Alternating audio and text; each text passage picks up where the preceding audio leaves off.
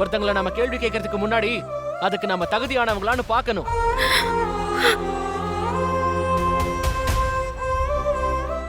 சரியா சொன்ன சரவணா. உங்க அக்காவுக்கெல்லாம் அந்த தகுதி எல்லாம் இல்ல. ஒரு பக்கம் அந்த ரிஷி கூப்பிட்டப்பெல்லாம் ஓடி வந்து சட்ட சிக்கல் எல்லாம் பாத்துக்கிறான். இந்த பரம வெளியில இருக்கிற பிரச்சனை எல்லாம் பாத்துக்கிறான். இவள மாதிரி எல்லா பிரச்சனையும் ஹேண்டில் பண்றதுக்கு இவ்ளோ வயசாகியும் எனக்கு தெரியலப்பா. லீலா, வாய மூடு. நான் ஏன் வாய மூடணும்? நீங்க பண்ண தப்ப சொன்னா ஏன் வாய மூட சொல்வீங்களா?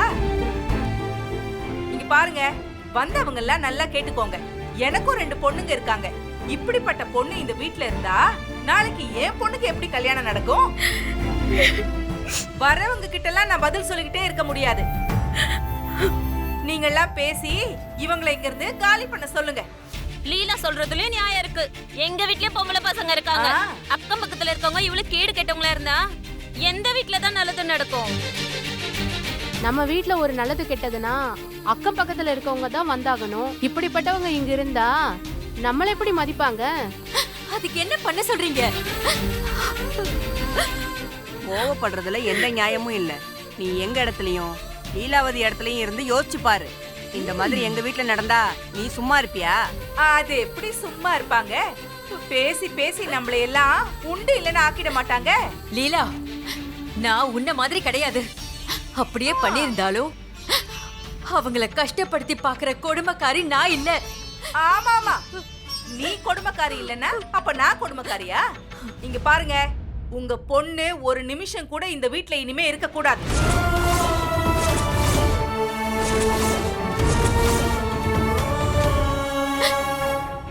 என்ன லீலா இது? இப்படி மனசாட்சி இல்லாம பேசுற? இப்படி போன்னு சொன்னா அவ எங்கதான் போவா? எங்க வேணா போட்டும். வேணா நீங்களும் அவ கூடவே கிளம்புங்க. இப்படி ஒரு மான கெட்டவள நான் இனிமே இந்த வீட்ல இருக்க விட மாட்டேன். காந்திமதி, லீலாவதியும் வயசு பொண்ணு வச்சிருக்கா. அவளுக்கு நாளைக்கு ஒரு நல்ல வாழ்க்கை அமைய வேண்டாமா? என்னம்மா? நீங்க தாமா ஒதுங்கி போகணும். அவங்க ஒதுங்கி போற ஆளா இருந்தா அந்த வீடியோவை பார்த்த உடனே குடும்பத்தோட தூக்குல தொங்கி இருப்பாங்க. செய்யலையே. இந்த மானம் கெட்ட பொழப்புக்கு நாண்டுகிட்டு சாகிறதே மேலு.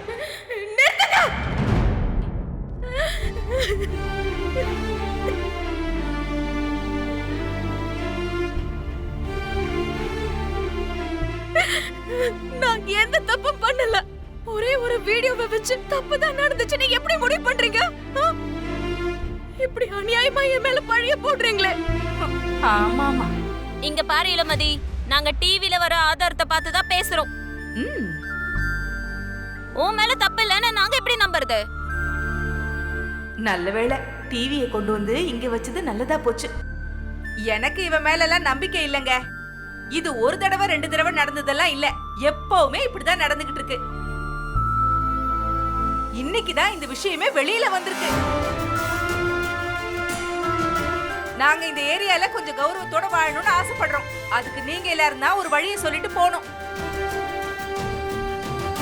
ஏன் லீலாவதி, உனக்கு மட்டும்தான் கௌரவம் இருக்கா? நாங்களும் இந்த தெருவுல தான் இருக்கோம். இப்படி ஒரு பொண்ணு இருந்தா அது எங்க பொண்ணுங்களுக்கும் கெட்ட பேரு தானே.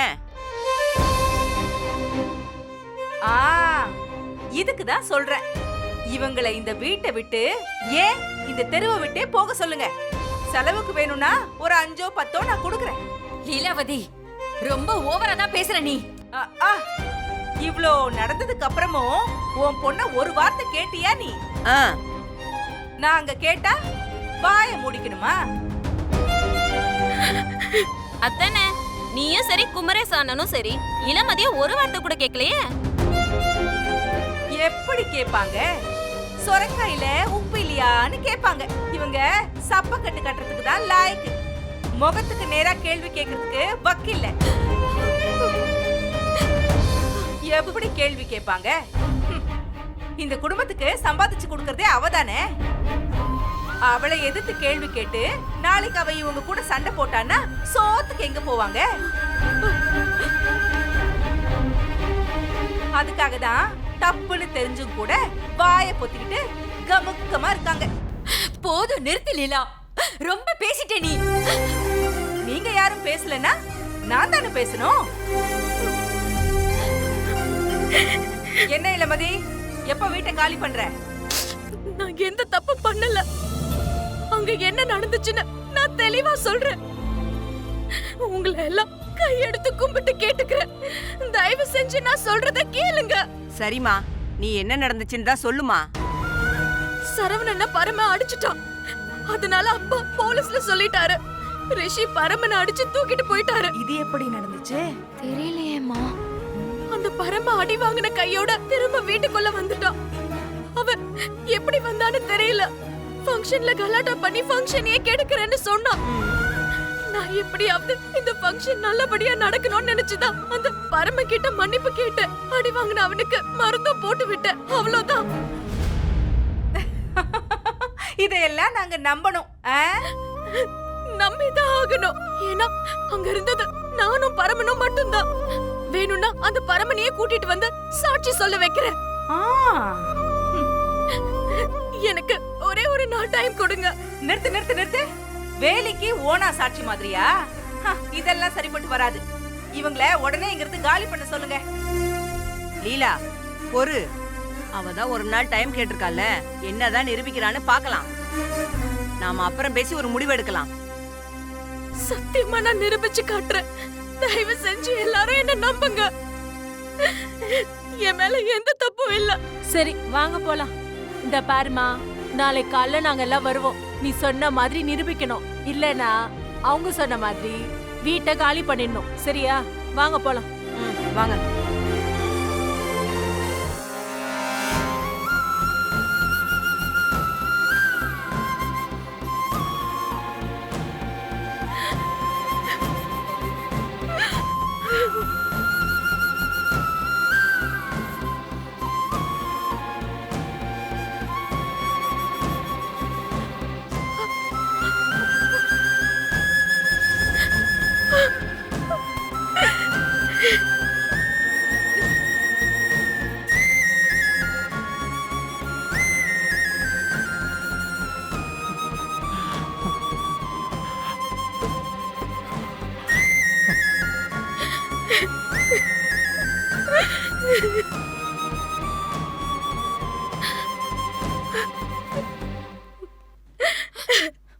அம்மா, உன் பொண்ணு தப்பானவ இல்லம்மா.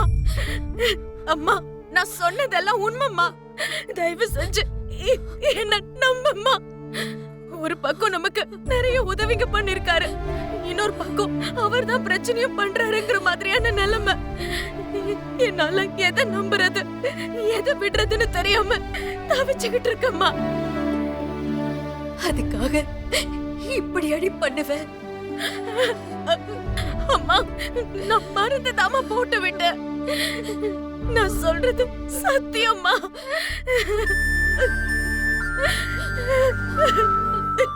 இப்படி அவமானப்படுத்துறதுக்கு உன் கையாலேயே எங்க 2 பேரையும் கொண்டு இருக்கலாண்டி.